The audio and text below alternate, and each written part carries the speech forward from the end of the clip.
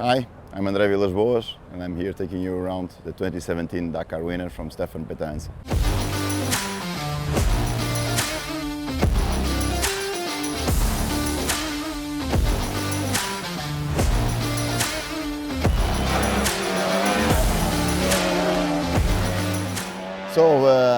I had a friend that works very closely to PSA Group, so Peugeot Citroën Group, and he called me he sent me a WhatsApp message with the photo of this car sitting in the museum of Peugeot, and just by the entrance, in fact, to the Group PSA near Paris.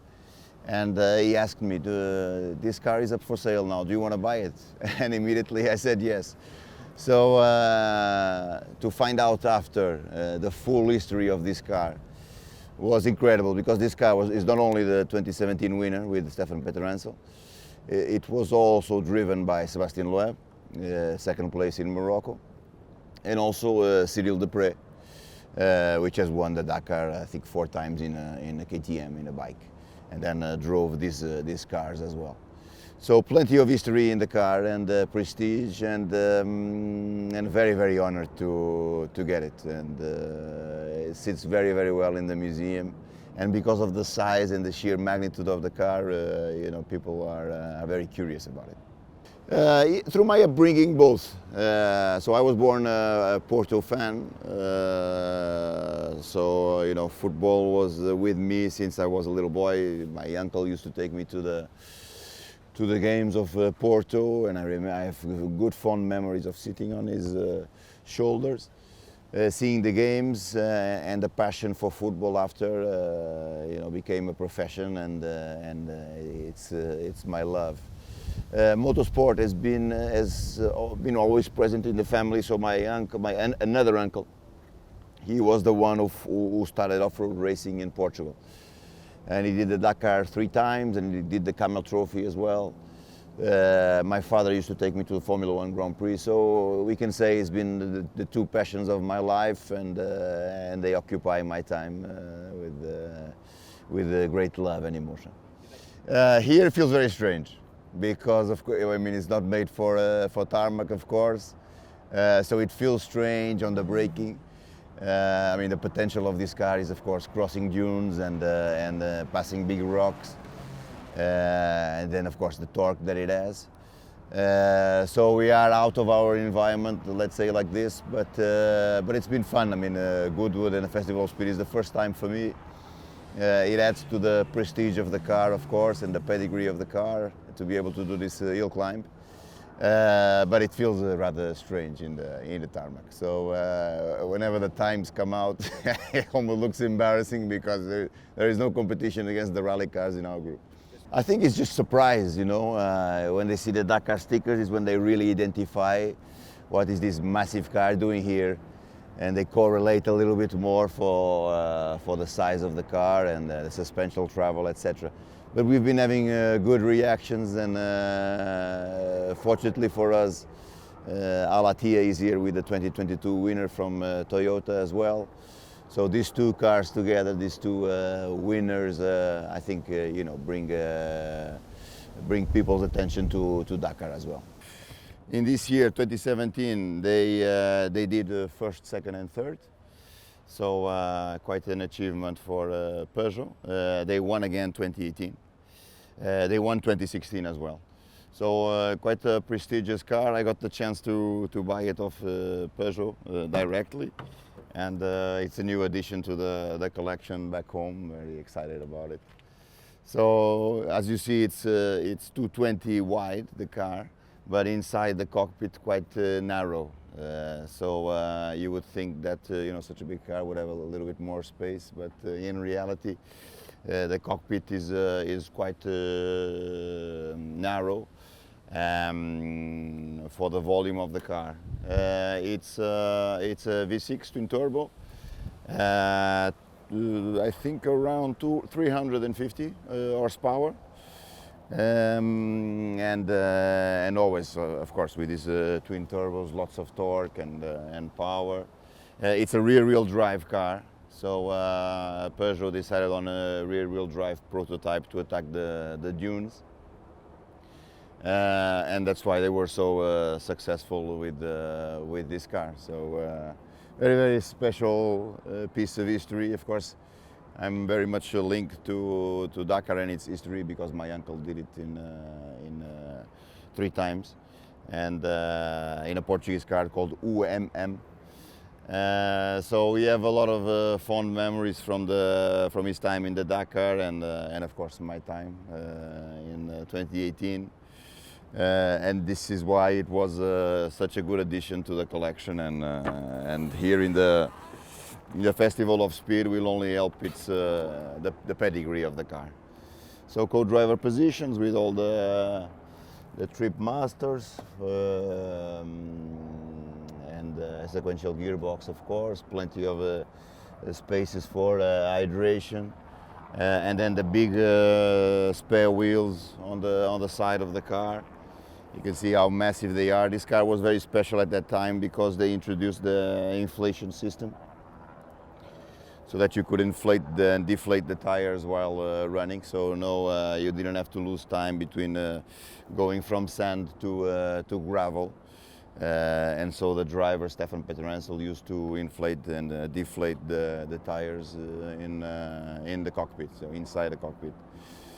And you can see the suspension travel. So here for Goodwood it looks very strange because in the tarmac, when you brake, the car really moves to the front, and then when you accelerate, the car really moves to the back. This is because of the suspension travel in this car is quite big, and you see the ground clearance of it, and how high this car is prepared to attack the dunes and to pass on top of those big rocks in the Dakar. So very honored to be able to own this car, and very honored, of course, to be here in Goodwood and taking it around and improving for sure the pedigree of the car.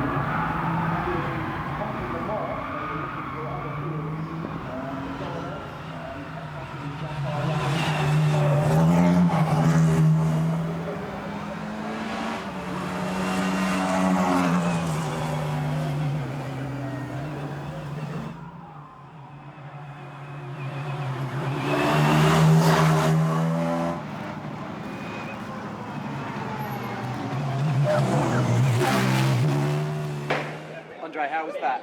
It was good. To be fair, it was pretty cool. So the car is very soft in the suspensions and in the tarmac. Whenever you touch the brake, it really goes forward and back, forward and back. It looked like an American car, you know, those jumping cars. But it was cool, good experience. I was going to say, do you have to adapt your driving style much for tarmac? No, and to be fair, this is the first time that this car comes out. So it was 1 year there in my garage where I keep my cars. So it's actually his first event. So not really in the place where it should be, but great to be in the Festival of Speed and showing the car around to all these people. It's an emblematic car, and it's prestigious to be here. You get a lot of good reactions, don't you, from people? Yeah. Because normally you expect this to be on the rally stage, but I think for the prestige of the car as well, to be in front of all the people and Goodwood House, it's good for its pedigree. I think a lot of people, because they've only ever seen them on TV, so you don't kind of always appreciate the scale of the vehicle until you stand next to it, then you really get the... So it's a funny car because it's quite big, so it's 220 meters wide, but then the cockpit is really narrow, so you can imagine, for those stages of 700, 800 kilometers, how narrow it is and how close you are to your co-driver. But yeah, massive car and powerful as well.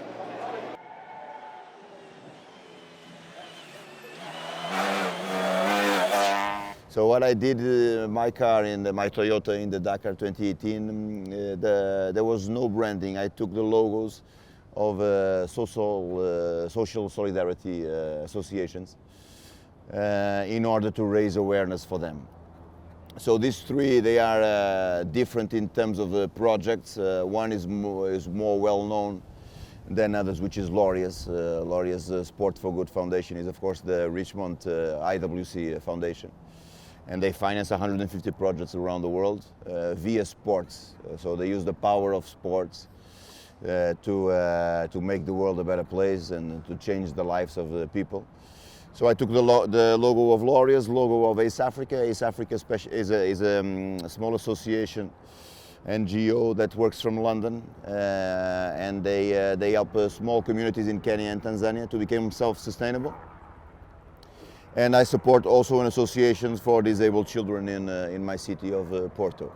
So after this hashtag Race for Good and the logos of the Toyota, I have decided to create the foundation. And what we do is we create events around the motorsport world in order to raise money for the associations. So we've managed to get Sebastian Ogier now as our ambassador. We have Miguel Oliveira, the MotoGP driver, Portuguese driver. Felix da Costa as well is part of our team. He just won Le Mans with Jota. And our idea is to grow in terms of ambassadors and to continue to create events that the public adheres to. And to raise funds for the association. It's been working very well. So in 1 year existence, we managed to raise more than 100,000 euros. We started just now our second year, and we have already distributed another 50,000 euros from the events with Sebastian Ogier, etc. So it's been very, very good for us, and it's the brand has power, has good name, and it's growing and touching people more and more. So I'll try to get more ambassadors in. Maybe Pastrana could be a good idea in order to raise more money and change people's lives the best that we can.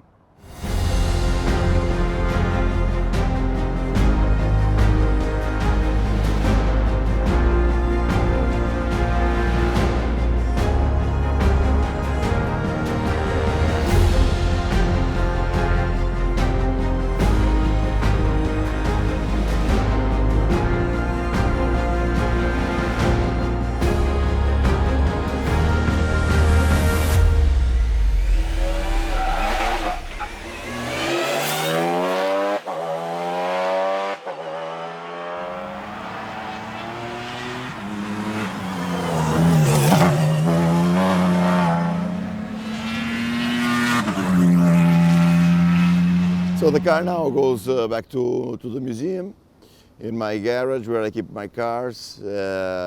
We don't have plans for it. We thought maybe we could test it in Morocco. So we are thinking about this, if we do it or not. In October there will be 3 rounds. And maybe we can test it a little bit over there just before, because you know, to put this car on a FIA race again, you'll have to adjust a few things of the car, fuel cells and seat belts, well, normal things, but so maybe just testing the car for now in its proper environment, let's say like that.